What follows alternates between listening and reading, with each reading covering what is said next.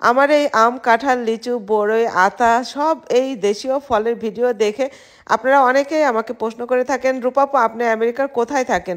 আমি সব সময় বলি আমি আমেরিকার ফ্লোরিডাতে থাকি, আর ফ্লোরিডার ওয়েস্ট পাম বিচে আমার বাসা। বিশেষ করে আমেরিকার অন্যান্য স্টেটগুলোতে যারা থাকেন তাদের অনেক অনেক আগ্রহ, অনেক বছর ধরে এইসব ফল খায় না। নিউ ইয়র্ক থেকে এই যে কানিজাপু আমার বাসায় আসছে বেড়াইতে, কানিজাপুর সাথে ঘুরে ঘুরে সারাক্ষণ কোথায় কামরাঙা আছে, কোথায় ডাব আছে, কোথায় বড়ই আছে, কোথায় আতা ফল আছে, সবেদা আছে, এগুলার সন্ধানে সারাদিন টই টই করে দুজন ঘুরতেছি আর এগুলা কালেক্ট করতেছি। এখন অনেকে জিজ্ঞেস করবেন যে এই গাছগুলো কি সব আপনার, এই ফলের গাছগুলো? না, মোটেও না। এই ফলগুলো আমরা অনেক দোকান থেকে কালেক্ট করি, আবার হচ্ছে হোমস্টেড ওই সাইডটাতে অনেক অনেক ফলের গাছ আছে। আর যে কোনো মানে বিদেশি মানুষজনদের বাসায় এই ধরনের গাছগুলো বেশি।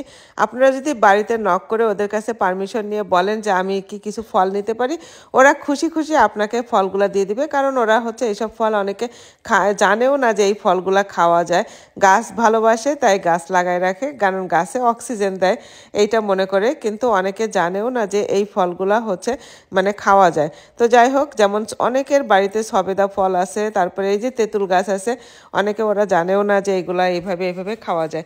তো কেমন লাগলো অবশ্যই কমেন্ট করে জানাবেন। আল্লাহ হাফেজ।